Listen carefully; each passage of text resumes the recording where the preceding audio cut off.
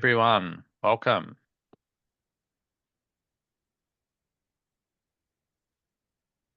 Everyone's piling in for another exciting session on shads.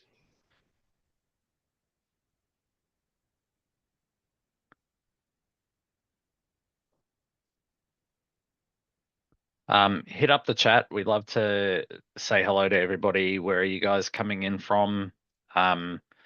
Tell me, have you been to many Shiftcare webinars in the last couple of weeks? Because this feels like I'm doing a webinar every other day at the moment. So I've been doing a few. So I'd be interested to know if there's a lot of repeat webinar viewers or whether it's your first time jumping in a webinar with us. Hey, Sarah. Cool. Well, don't forget to check out our webinars resources on our website. So if you go to resources at the top of shiftcare.com and then go to webinars, it's got all the recordings of the other webinars we've done, which is a great source of information.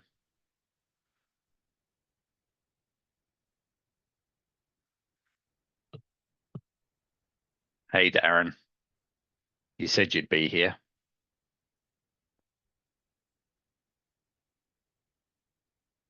Yeah, it's cool to see a few first-time webinar attendees. We do love a good Q&A, so we'll definitely be answering all the questions. Do you have a slide about the questions and how, or do you want me to cover that before? No, I sure do. Cool. Yeah, that's I'll let you cover fine. that then. Emma and myself can cover that off. Sweet.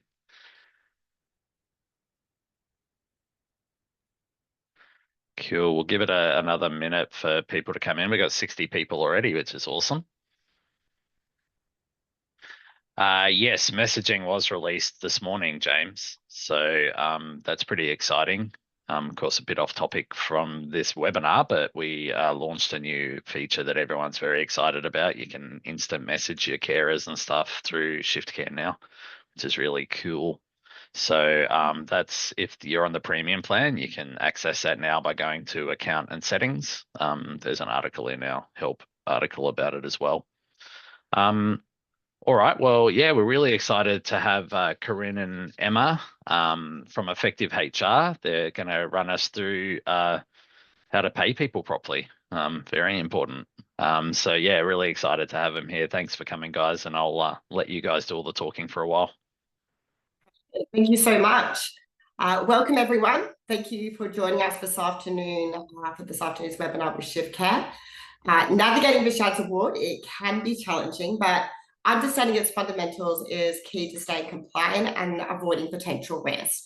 Today, we will be unpacking the core elements of the SHADS Award to help support businesses with their compliance obligations. Now, before we get started, I'd like to begin with an acknowledgement of country. I pay my respects to Aboriginal and Torres Strait Islander peoples participating in this webinar. I acknowledge the traditional custodians of the various lands on which we work today. I pay my respects to the elders past, present, and emerging. Now, to give you some background on myself and Corinne, we are both HR consultants at Effective HR and have been working together for over 6 years. Our expertise is very much in interpreting and advising on the SHADS Award, along with providing support in all other areas of HR, work health and safety, and payroll compliance. Corinne brings a wealth of experience working with businesses in the NDIS sector and will be guiding you through today's sessions, helping you navigate the complexities of the SHADS Award. Now, a bit of an agenda for today's session. What are we going to be covering? We'll be providing an overview of the SHADS Award and its scope, classifications and pay point progression, the differences between day workers and shift workers, minimum engagements, meal breaks and broken shifts, sleepovers. We're going to have a work health and safety focus, and then we're going to wrap with an interactive Q&A session. So I'll hand it over to Corinne, who will be taking you through the content today. Amazing. Thank you so much, Emma. So yes, we will be answering all of your questions that you have. So please pop them in the, is it the Q&A box or the chat box, Paul? I might just confirm with you if that's okay. Yeah, let's use the Q&A and then that way we can make sure we answer them and tick them off and everyone can read each other's answers and Yeah. Good. Amazing. So as we're going through the slides, any questions that pop up, pop them in there. And then at the end as well, we will have the interactive Q&A, which is my favorite part. So please stay on for that one as well. Okay, so let's get straight in and dig apart the SHADS Award. It's really important to start with the foundations of understanding how the actual award is applied to your organisation. This is what I spend most of my days at work doing, working with providers to understand how to apply this award correctly. And that misunderstanding, to be honest, is so common. If they made this easy to understand, I probably wouldn't have a job. So it's okay if you're feeling a little bit confused right now, and hopefully you walk away from today learning something. So the graphic you see on the screen right now is essentially what needs to be determined in order to make sure you're paying each employee correctly. So what we have is we have the SHADS Award, which acts as an umbrella that actually covers 4 sectors within the award. So what we commonly see for NDIS providers is coverage under what we call the social and community services sector, or stream, and we call it the SAC stream for short, or the home care sector, or stream. So what we need to do is essentially determine as an organisation which stream best suits us. It's not until we look at it on that organisational level that we're then able to go down on an employee specific level to start getting their classifications correctly. So we'll look at classifications shortly, but when we come back to those 2 key sectors, our SAC sector and our home care sector, what we find, we have our definitions for each stream covered off under clause 3 of the award. And the home care stream is typically covering those sorts of core supports or daily assistance for our NDIS clients, where it's predominantly being completed in a participant's private residence is key terminology here. So it's really about assisting with those day-to-day needs. What we generally see in that sector, I guess conversely to that, is covering community-based capacity building, recreational activities with participants. It covers organisations involved with support coordination and related services, as well as the provision of maybe SIL, STA, respite housing as well. So depending on your, again, organisation as a whole, your service model, how you're delivering it, will really depend on what stream you fall into. And naturally, that can evolve over time as well. I see a lot of businesses, you start out with employee 1, 2, 3, before you know it, you've boomed, you've got 80 employees, you've diversified your service offering. That stream may actually evolve with you as well. So the nuance that we're looking at individually with each client, something like this, we're getting to know you, we're understanding the aspects of your service delivery, what your participant care needs involve, how an employee works, what their day-to-day looks like, and working out their background as well. And that's how we come up with our determinations for what stream we're covered by. And then we can start looking down at the classifications. So staying up top on the streams, I do get asked a couple of common questions with this is can I have people across both streams? So if I'm doing just core supports in at someone's home, can I put them as home care for that particular shift, or SACs when they're taking someone out in the community? Essentially, no. In HR, we always have the answer of it depends, but generally speaking, it would be no, because we're applying that stream to the organisation, and then our employees most of the time will fit within that particular stream, and we don't often see blurred lines there. What we also have in more of our medium-sized providers and organisations is you might often have other sorts of administrative support roles, so clerical staff, account staff, all those sorts of different roles. And we often get asked the question of, are those roles also covered under this award? You're already going to hate me for saying it depends again, but it really does.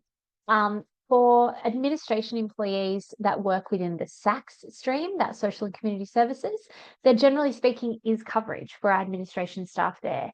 However, if you are a home care provider, you are defined under the home care stream. Generally speaking, there is not administrative coverage for those clerical staff in that stream. So that's where you might start looking at different occupational awards, such as the Clerks Private Sector Award. So being that there are 122 different federal awards across Australia, it can be quite a technical process to undertake. If you're not feeling confident, that's okay, because there's always support to assist with this sort of thing. In terms of classifications, which is our next point down, I will tick over the slide now. We will look at classifications, pay point progressions, and shift worker and day worker determinations. In terms of working out an individual classification, so this is for each employee, not just for, say, a support worker role. But within the support worker role, you might have different people on different levels and different pay points. What I often find is lack of knowledge is around what comes first, working out someone's rate of pay or working out someone's classification. So often what I see is you'll be speaking with a great candidate to come on board, and you agree on an amount of money that will help get them to resign from where they are and come across to you, and everything's looking great. You've decided that amount of money, and then you're going to say maybe the Fair Work Ombudsman's pay guide for the award, and you're finding the number that matches the dollars and cents best to what you've agreed to, and then you're looking at the classification level and going, that's it. In that case, we've done it back to front. So doing it that way is actually incorrect.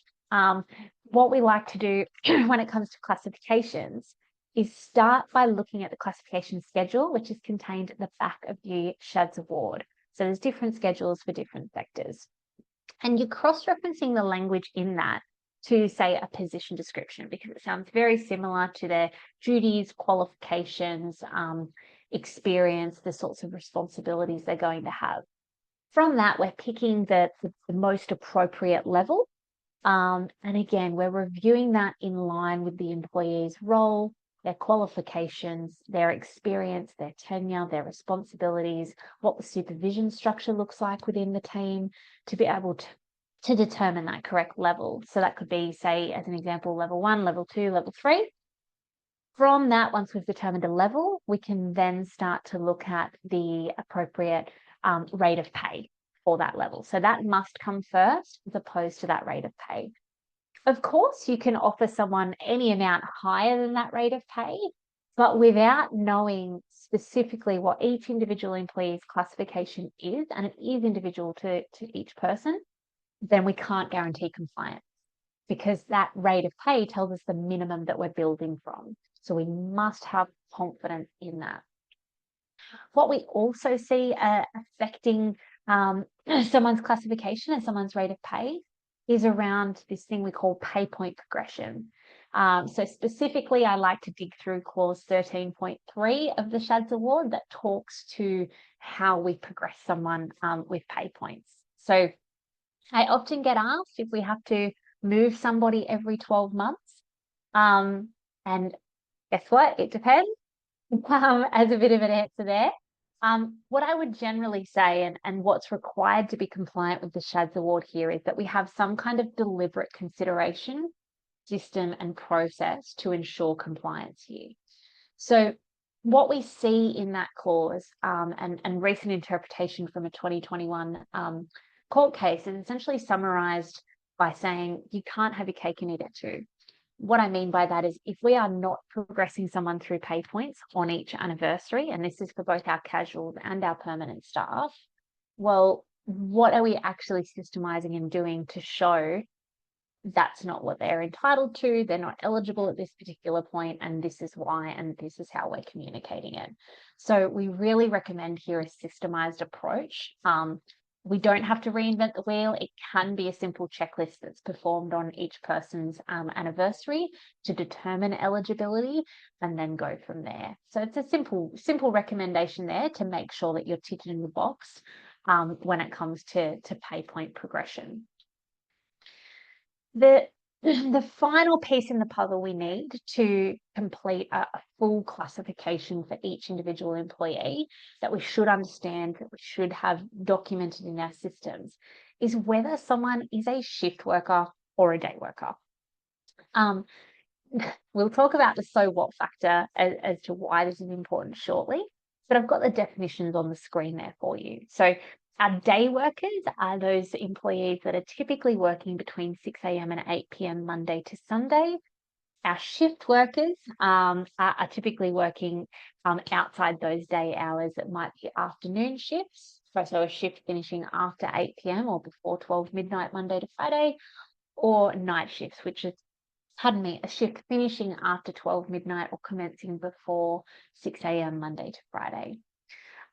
So the so what factor for me here and the importance as to why it matters if someone is a shift worker or a day worker is because of how they're paid and linking into that award compliance piece. So I've got a scenario on the screen here that would essentially demonstrate this. So let's have a quick look at that. Sarah is a part-time day worker who is scheduled to work Tuesday 9 a.m. till 5 p.m. Her manager asks her to adjust her shift on the day from 3:30 to 11:30 p.m. due to staff shortages. Sarah agrees to the change. How does it affect how we pay Sarah for the day? That initial shift, Tuesday 9 to 5, that was a nice one. It fitted within our definitions of day work. What we now have is we have a mutual agreement to adjust the same amount of hours, but the shift is now finishing at 11:30 p.m. after commencing at 3:30 p.m. So as Sarah is a day worker, that shift is now looking at overtime hours being applicable for all hours worked after 8 p.m. Okay, so regardless of if it's part of her ordinary hours or anything like that, it's actually falling outside of the definition of day work here, and that penalty rate, that overtime rate will apply. On the contrary, though, if Sarah was a shift worker and she was working 3:30 till 11:30 p.m., what we would then see is instead of an overtime payment triggering, we would see an afternoon shift loading being triggered, but that would be for the entirety of the shift as opposed to the just those periods outside the day work hours. So it's really important to have that classified correctly because we can see how even on one shift that the payment required to be made is quite different. So we really want to be across that and making sure we feel comfortable that that's set up correctly across our systems. The next point I want to move on to from a SHADS award compliance piece is around this idea of maximum and minimum hours of engagement. So this is something that we do have a good general common knowledge on, but also understanding the nuances between shift interactions is quite interesting. So our maximum ordinary shifts under the award can be 8 hours. So what that means is the default is 8 hours. It can be 10 hours by agreement. Make sure we've got that in writing, make sure we've got a process for doing that. Us, we like to have it covered in our contracts of employment. If we do that, we can extend those ordinary hours to 10 hours by agreement. But then on the flip side, the minimum engagement, particularly for part-time and casual employees, is essentially 2 hours where we are performing that disability services work. If we're a SACS employee that's not performing disability services work, then we have a minimum engagement of 3 hours. What's really interesting is we don't actually have a minimum engagement for full-time employees, but we have different requirements to keep up with making sure we hit their ordinary hours of work being 38 working hours. So we might fall into a bit of trouble there if we're rostering a full-timer for a 2-hour shift. I've got a scenario on the screen here that's quite an interesting one that does come up from time to time as life happens.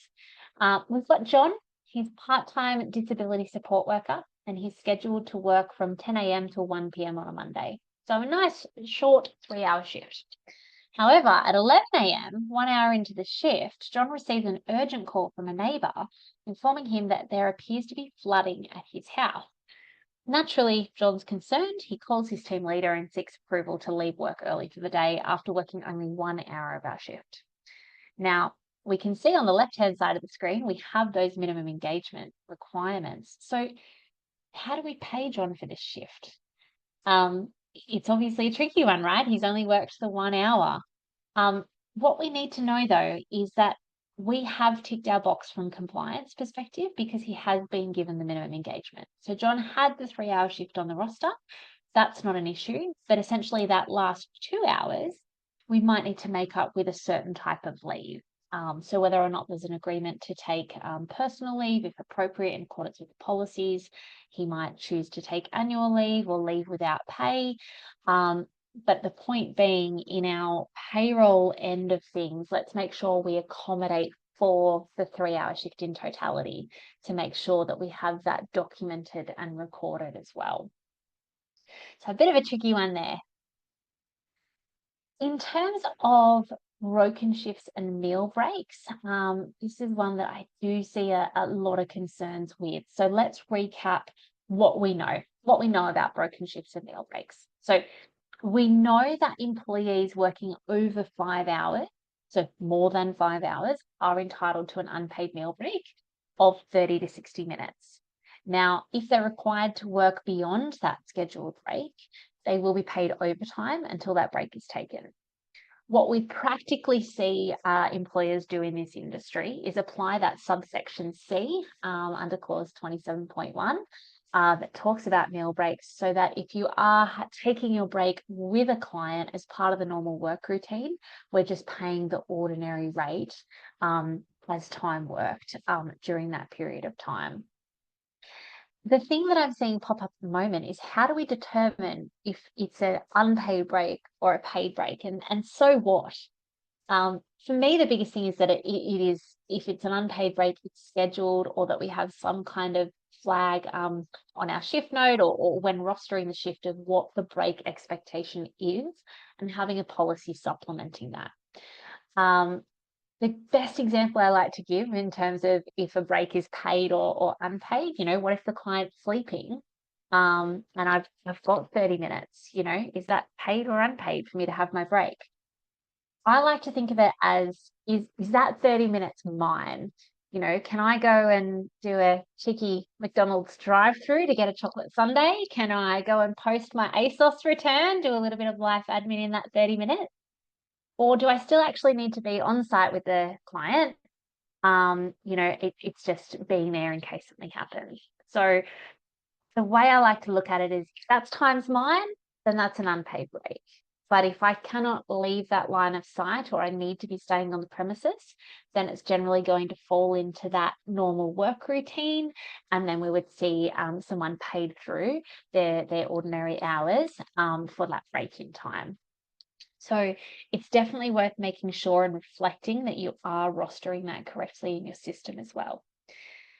We then have a situation, and what you can see on the screen here is whether or not the meal break can go over 60 minutes.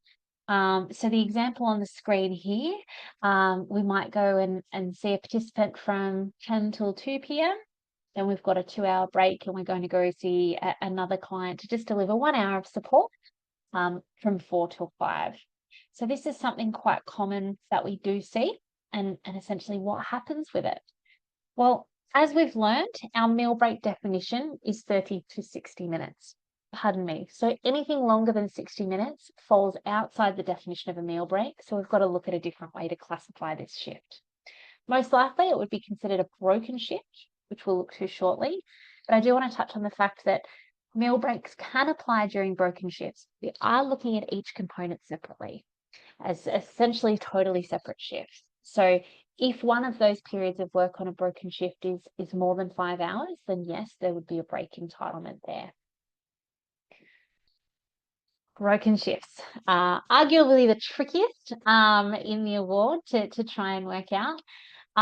What's really important to point out here with broken shifts is that it only applies to SACS employees if they're undertaking disability services work, and home care employees. So by default, if you are working in this caring industry, but not actually undertaking disability services work, then the default is you can't roster broken shifts. You might need to explore the option of an IFA, individual flexibility agreement, in order to make that suitable and vary the terms of the award to best suit the circumstance. So In terms of broken shifts, what we want to make sure that we're doing here is we're paying a broken shift allowance. So in that example with that 2-hour gap, we're now classifying that as a broken shift, and we need to be paying a broken shift allowance, which is spelled out at clause 20 in the award. We need to ensure, now that it's a broken shift, that we have the minimum payments for each part of work. So we saw before that the default here is going to be 2 hours. So that second shift component that was 4 till 5 p.m.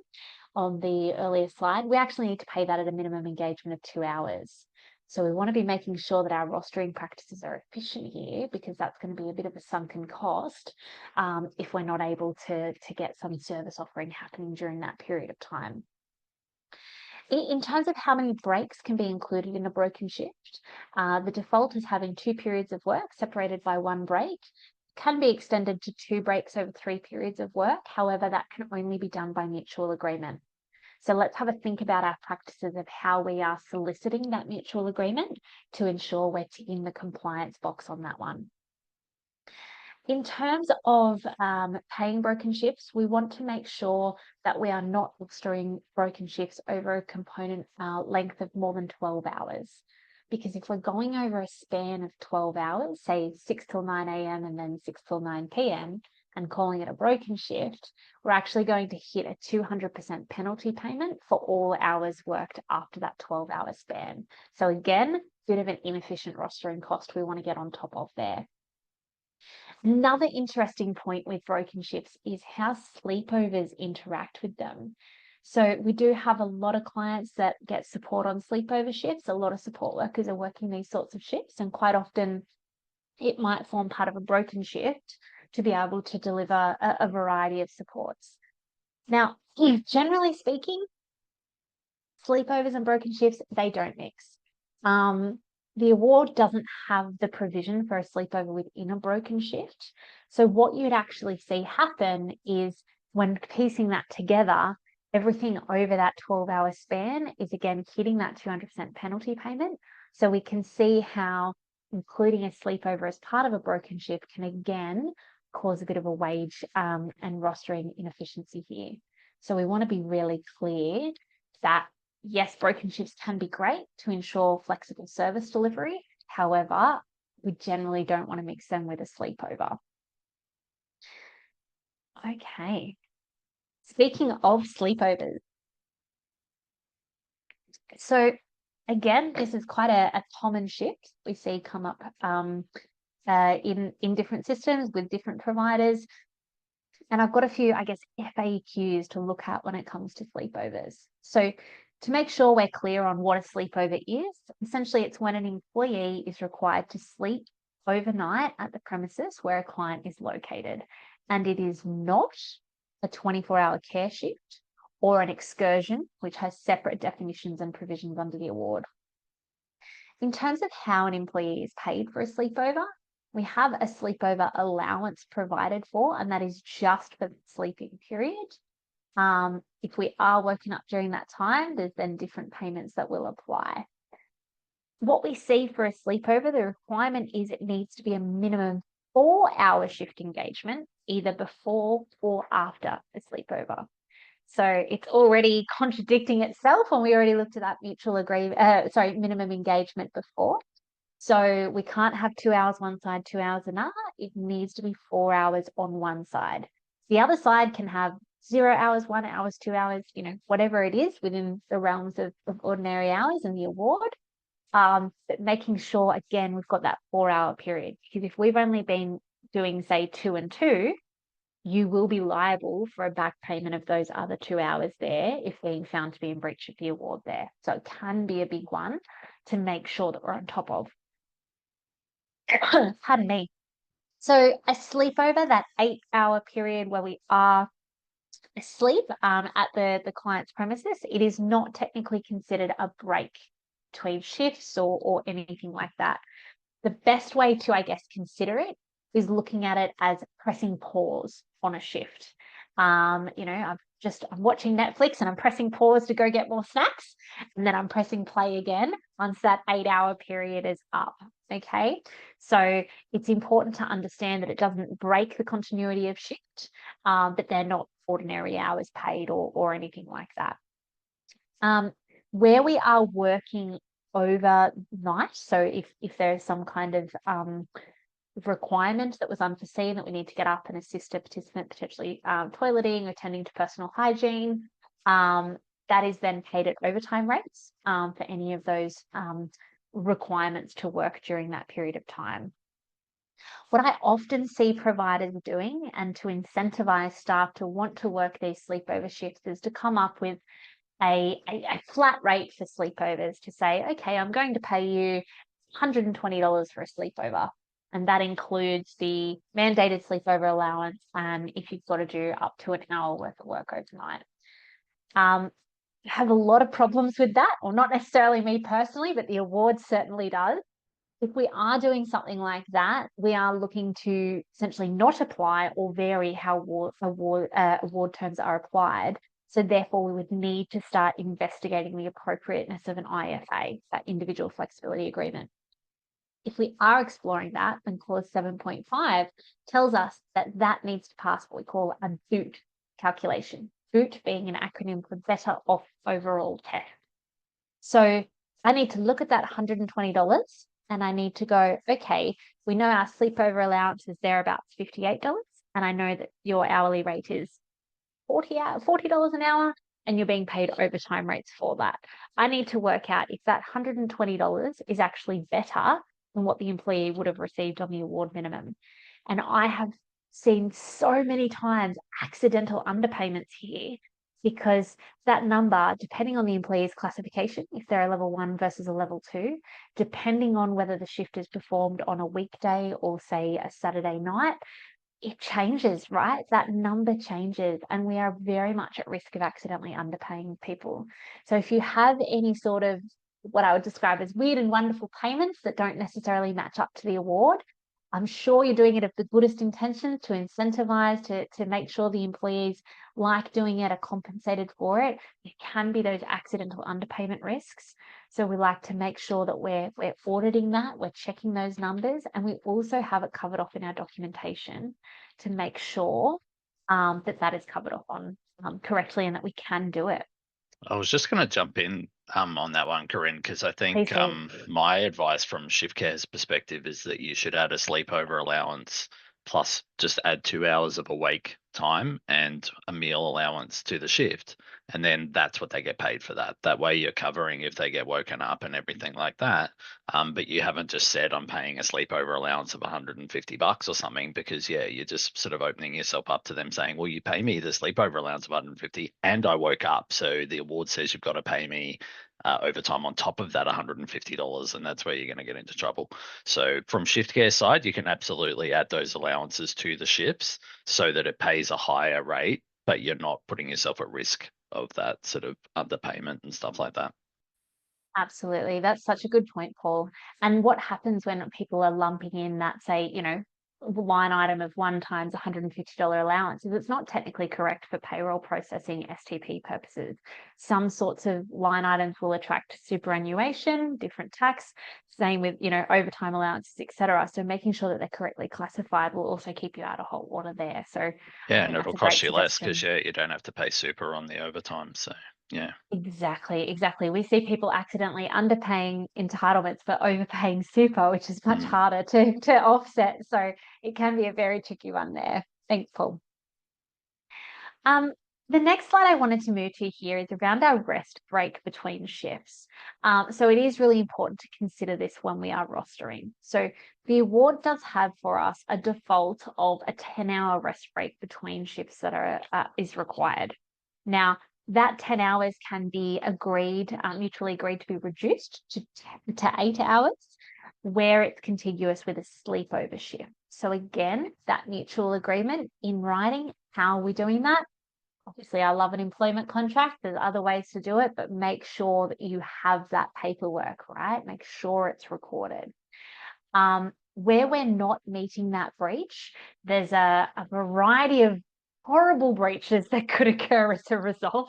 It's a bit of a choose your own adventure, depending on the shift that's happened beforehand, depending on whether or not the employee is permanent or casual. A few different award clauses come in to intersect in this section here, but realistically, you're looking at either a technical award breach, and so what factor for there is we're talking about tens of thousands or hundreds of thousands of dollars worth of fines from the regulator, which is definitely a day ruiner at the very least. Or alternatively, we're talking about penalty payment implications. So that's where, you know, we may be required to pay people time and a half or double time or whatever it might specifically be on a case by case scenario until that break is taken. We all know under the NDIS, we might not actually be able to recoup that amount from an invoicing and funding perspective. So again, inefficient wage costs that we want to make sure that we're covering off on there. So making sure your employment contracts are covering that to give you maximum flexibility with that break between shifts, and making sure that we're rostering that correctly. So looking at a bit of a rostering audit. I mean, obviously you've got fabulous software to input it into, but making sure you're inputting that data correctly as well. Okay. Oh my gosh, this is my favorite. You know, I'm a nerd when I have a favorite award clause, and it is 25.10, remote work. So I really like this clause. The reason why I like it is it's quite practical when running a business, because sometimes we don't necessarily need employees to do a full shift, but we might need them to be on call. So the word on call is often used synonymously with this remote work clause. So answering out of hours calls, on that kind of, you know, line where staff might be able to ring in for emergencies or participants ringing overnight, whatever it might be. So having that service line there. You might want staff to do online self-paced learning. Doesn't have to be at a particular time or location, but we want them to get it done. And also staff meetings, quite often happening remotely, dialing in. Do we want to put it as a full shift? This is where remote work comes into play. So clause 25.10 essentially allows us to lower that minimum engagement from 2 hours in most cases to 1 hour if we're not on call, and maybe even 15-minute increments if we are on call, to complete remote work. So clause 25.10 specifically defines what remote work is and when it can apply. So commonly to those situations such as on call, training and staff meetings are a good ways that you might apply it. But what's really interesting is it being really tricky to pay under the award. Again, this is the kind of stuff that's keeping me in a job, but it can be quite tricky. As an example, say I am on call and I'm answering that out of hours line. If I am picking up a call at 7:30 p.m. and the call goes for 5 minutes, I am going to get paid my ordinary rate of, obviously providing there's a few depends factors there, for 15 minutes. I'm also going to get an on-call allowance. And that's assuming that I haven't gone over my daily, weekly or agreed hours for that day's work. If I take that same call at 10:30 p.m, while the call duration is still only 5 minutes, I'm actually now paid at 150% as a penalty payment, and I'm actually being paid for a minimum of 30 minutes at time and a half, as well as that on-call allowance. So what we see happening, and I guess the way to demonstrate compliance with something like this is actually having those call logs, having the receipts, spreadsheeting it to make sure that you're paying people correctly in accordance with the award. So I can almost see the virtual eye rolls here of going, that is completely impractical for a business. I know. So what I often see clients practically do is go, again, incentivizing a payment that is, right, you're on call for this overnight period, we're going to pay you X amount of dollars, and that covers it. That is okay, little asterisk there, pending a few different things. One, having that IFA in place that we're agreeing to vary the terms. The employee is better off based on the payment you received, based on what they would have gotten. And how we do that is through our routine audits and reconciliations of those payments. So for clients we support with this, what we would be doing is taking your call log data for a certain period of time and working out what they would have received, doing the calculations like you see on the screen there, versus comparing that to what they did receive to ensure that that number is still going to meet that boot requirement. So if you're wanting to avoid the life admin every week in payroll, in calculating that, there's still a bit of life admin in making sure on a regular basis that it's enough, and putting the obligation on the employee to track that in a systemized process so that you have the data to go back on, which is going to be an obligation in accordance with Fair Work anyway. So want to make sure that that's covered off on. Oh, I love it. Okay, just quickly towards the end of our content, I want to touch on work health and safety. Again, I can see the eye rolls. Bear with me. Let's make this as practical as possible. It's something that is very much important for organisations to have in place, because we do have a lot of obligations in this space as PCBUs, persons conducting a business or undertaking. So let's have a look, I guess, at what we need to do to make sure we're compliant in that sphere, as well as with our Fair Work Act and regs. So what I have on the screen at the moment is a simple 4-step process that we should be implementing in our organisations to ensure compliance here. So our first step here, step 1, is identifying hazards. So it's essentially a process that is required to go, right, what are any hazardous tasks involved in the work that any particular role is undertaking within the organisation. Once we've identified that hazard, we are assessing the risk associated with that. So the likelihood or potential outcome of injury or harm as a result of that hazard. So that's where we have those risk assessments that you might have heard or seen in your working life to work out what the risk profile is. Depending on the outcome and that risk profile will depend on what controls we then put in place.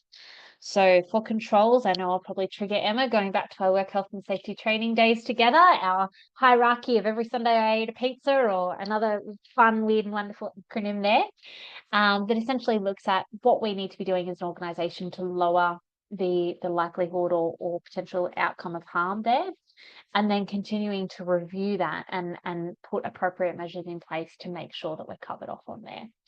So it doesn't have to be complicated. It can just be the 4-step process if we've got a simple system in place with our documentation covering it, incorporating it into our already, consultation or team meeting procedures. There's a way to make it practical for you, and that's something that we can look at together as well. In terms of for your specific industry and caring for people, what we see as common workplace hazards here include manual handling risks, workplace violence and aggression, be that with the clients you're supporting, be that with their carers, their loved ones, be that, interacting in the community space. We see a huge toll in psychosocial hazards and psychological injuries. This is a big one coming up in the industry that we're helping manage for clients. These are things like burnout, being exposed to traumatic events, having those unsocial work hours that are required in the industry, but are still hazardous in and of itself. So while those sorts of things can be part and parcel of the job, you do have an obligation to document and manage it, not just from that NDIS reporting perspective, but also with regards to our Work Health and Safety Act.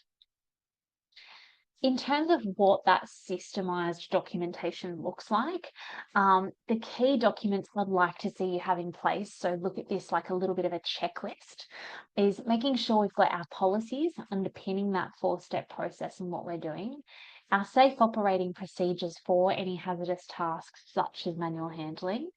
We've got our incident or hazard reporting forms, so we've got that ready to go if anything pops up or is identified. Some checklists to make sure people are doing their job safely, risk assessments and registers that's documenting these processes that are happening. So really important to have those in place. It's okay if you don't, we're here to help. And that's something that we'll be able to talk through what that looks like. Okay, I can't believe I got through all of that in, 44 minutes. But I guess what I want to do is bring it back to that so what factor. It's all well and good to say the award says you can do this and you can't do this, but what actually happens? What do you practically need to do? So we've obviously made a few suggestions throughout of what I'd like to see you doing to ensure compliance and having that sleep at night factor. But obviously we can support you with that as well. So Emma, would you mind just running through the information on the slides for me prior to our Q&A? Absolutely. Thank you, Corinne. That was fantastic. And oh gosh, so many questions were coming through. So trying to answer them as quickly as possible for everyone today. So how can we achieve this? The key is to be proactive and to be regular with your compliance. Audits are absolutely fundamental. The big areas to audit is always going to be your Fair Work and National Employment Standards compliance. One thing is almost guaranteed. Employment law awards, they change. They are never on a standstill. So really important to be proactive. Having your roster systems and your roster schedules audited just to make sure that A, they're compliant, but B, if there's anything we can do to improve it so that it may be more cost effective for the business, maybe avoiding unnecessary overtime, for example. And 3, payroll auditing, which is very important given the new legislation with the wage theft laws. In addition, documentation is imperative. The big 3, contracts, policies, and position descriptions. The way that Fair Work and the award protects employees in Australia, you rely upon your contracts, policies, and position descriptions to protect your business. Having checklists, having pay point progression, documentation, casual conversion documentation, all will support you with your compliance. Lastly, training. It is so complex in Australia, and the SHADS Award, as Corinne mentioned, is definitely in the top 3. So making sure that anyone that is in HR, IR, work health and safety, payroll, rostering does get a specific industry training when it comes to these complicated matters. And if there are any mistakes that are identified, the key is always to correct them as soon as possible. Amazing. Thanks, Emma. We're going to jump to the Q&A, but one that I wanted to touch on really quickly, and you and I have spoken about this offline, it's popped up a couple of times in the last couple of weeks with recent clients, is the idea that there's lots of different providers in the industry, big, small, medium-sized, all different shapes and sizes. And quite often you'll find one business model their service offering off potentially another one. And what we find for those bigger organizations or those household names in the industry, I quite often get asked that, my old employer does this or such and such does this, but you're telling me I can't do it. Like, how does that work? And I think what the message I want to just get across there is that, when we're not privy to all the pieces of that puzzle, we can't see exactly what's happening in any other organization. I would say stay focused, stay in your lane, be looking at that direct text of the award and seeing how it applies to you, because there are so many nuances across organizations that there may or may not be a good reason or valid reason for it. And that's why I like to nerd out with my clients and actually get involved, screen share the legislation text, and let's work out the why to make it work. So I just wanted to cover that one off before we jump into our Q&A. I think it's safe to say too, just because a business is a big business doesn't mean they're doing everything right as well. So just because someone else is doing something doesn't mean you should do it. If they jumped off a cliff, you're not going to jump off a cliff. So yeah, same thing. Wise words, Paul. Yeah. But yeah, lots and lots of questions. Well done, Emma, getting through it. I think you've got a few that you wanted to address live. Yes, absolutely. There were lots of questions that came through. So I picked a couple to present to yourself, Corinne, and we can have a bit of that back and forth discussion. Now, the first question that I wanted to present was around the 10-hour break between shifts. So the question was, does the 10-hour break between shifts apply to casuals or only part-time employees? Is that our team member asking that? Because that came up in our team meeting with me. That is a very good question, and it does apply to all employees. So I don't have the award in front of me right now, but off the top of my head, I'm thinking we're looking there about clause 25.4. It's like subsection something or other. Don't quote me on it, but look around there. And the wording is an employee, will be entitled to that break. So because there's no, prescriptive words beforehand that says a permanent employee or a full-time employee or a part-time employee or a casual, means going to apply to everyone. So it's really nuanced when we read the legislation there. That is, we're looking at where the commas are placed. We're looking at whether it says an and or an or between subclauses. We're looking at whether we've got a caveat before the word employee when we're advising on this award interpretation matter. So coming back to the question, casuals are entitled to that 10-hour break as well. What's really interesting though is that if they don't get it, it is just a textbook technical breach of the award, because there are provisions for essentially if they're permanent, they might receive penalty payments, but for not having it, which essentially you'd make the payment instead of having the technical breach, but for casuals, it's really cut and dry in that space. Yeah, super interesting area of the award. Definitely one we get lots of questions on. Another I think question was, sorry, I was just going to say, I think Oh, with sorry, you go on. the with permanent, part-time, and casual, it's sort of the same with the streams. Or a lot of people go, "Oh, does that apply under the SAC stream or whatever?" Unless it specifically says on there, then it generally applies to both streams. And then unless it specifically says it's under a certain stream. Yeah, exactly. There's nuances between the two, but there's a lot of things that do apply, and casuals have an increasing amount of rights at the moment. So it is really being conscious of that as well. So it's a great point. Speaking of casuals, next question is, my casual employee is scheduled for a 5-hour shift, but the client wants to end it early and it only goes for 3 hours. Do we still need to pay the staff member for the full 5-hour shift? That is such a good question. Sorry, just having a casual coughing fit. So we're a casual employee. We've got 5 hours. Our participant has requested that the shift be finished at 3-hour mark. Yes. I'll give a tentative because there's a lot of different elements we wanting to take into place here, but tentatively that shift can end at 3 hours because we've met the minimum engagement and they are not required to be paid that extra 2 hours.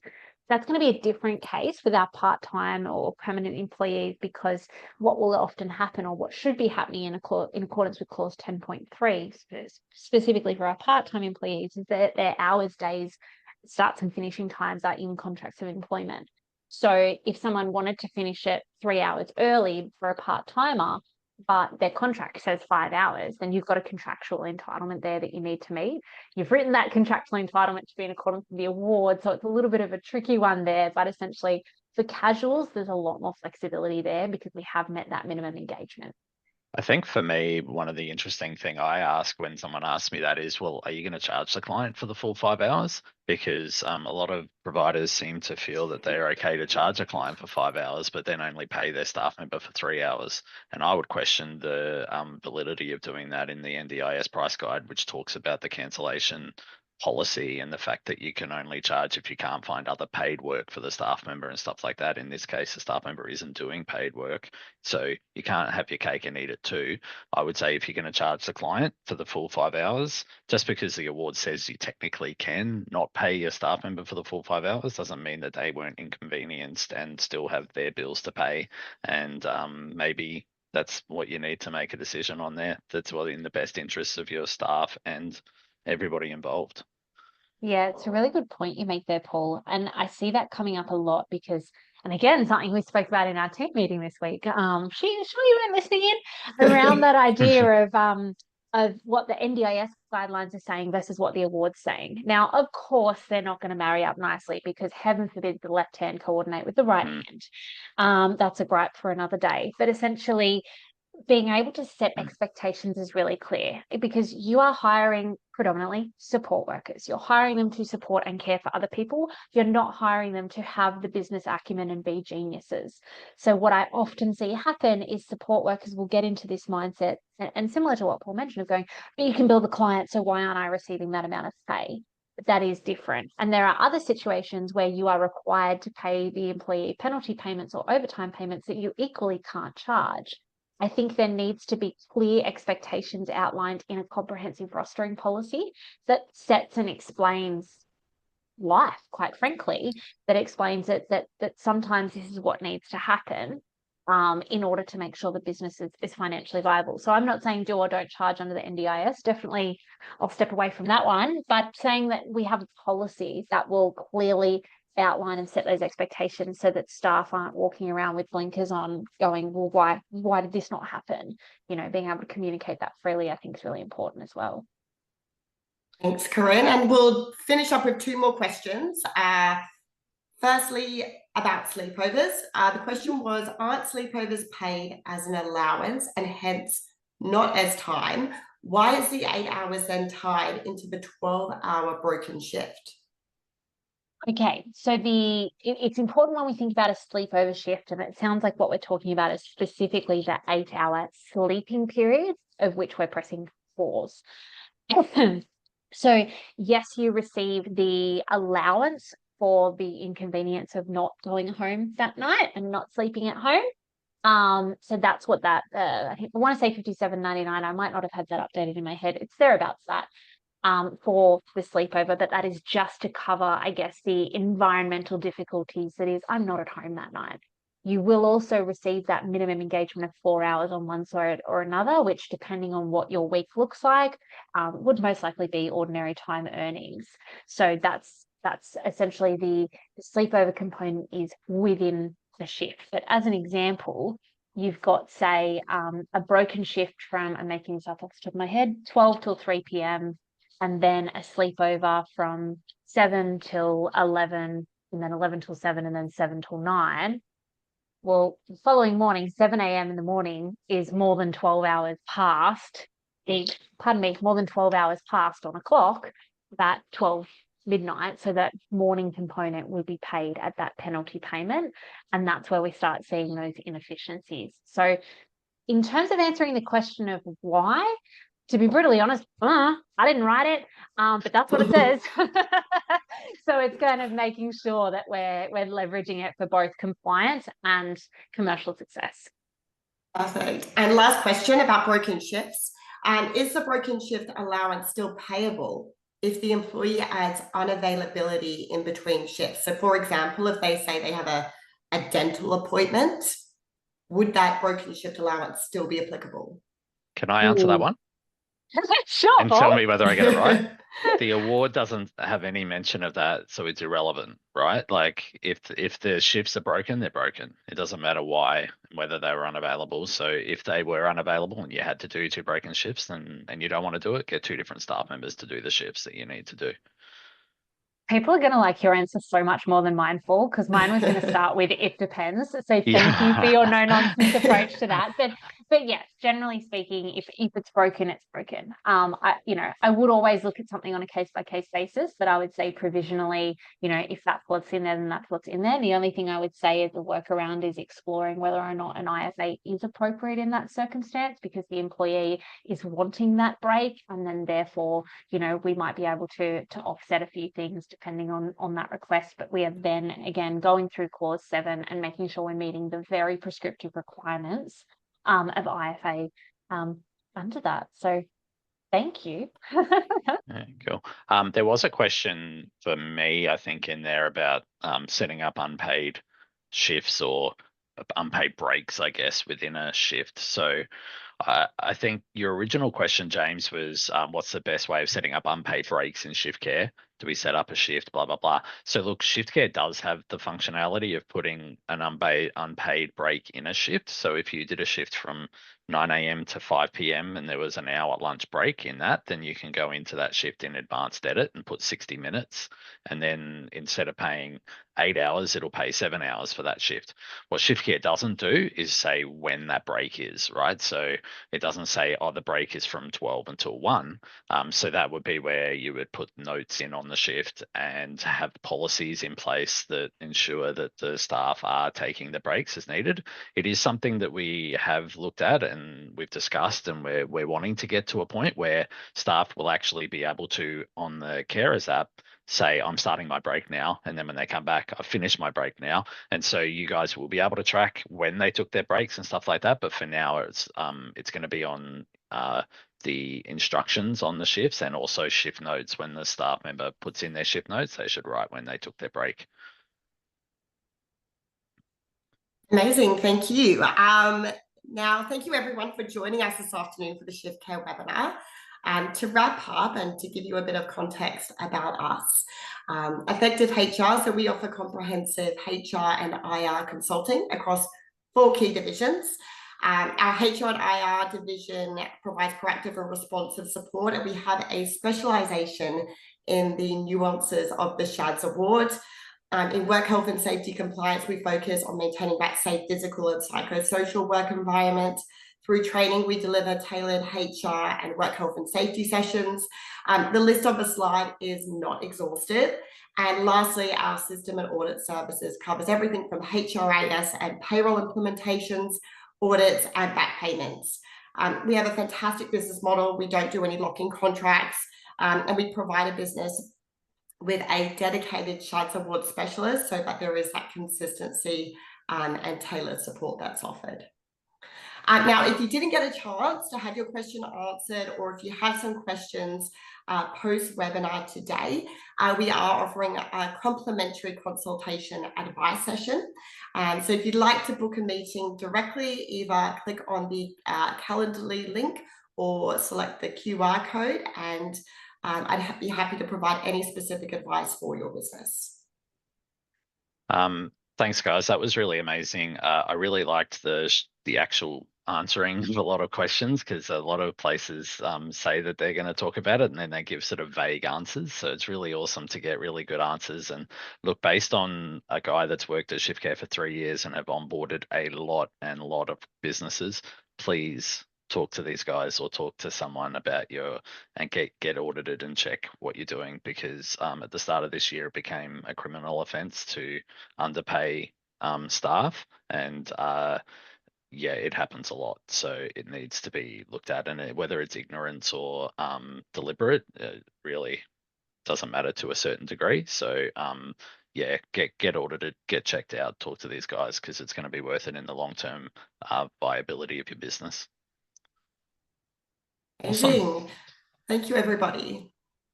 Thank you. Have a good one. Thanks. Bye for now.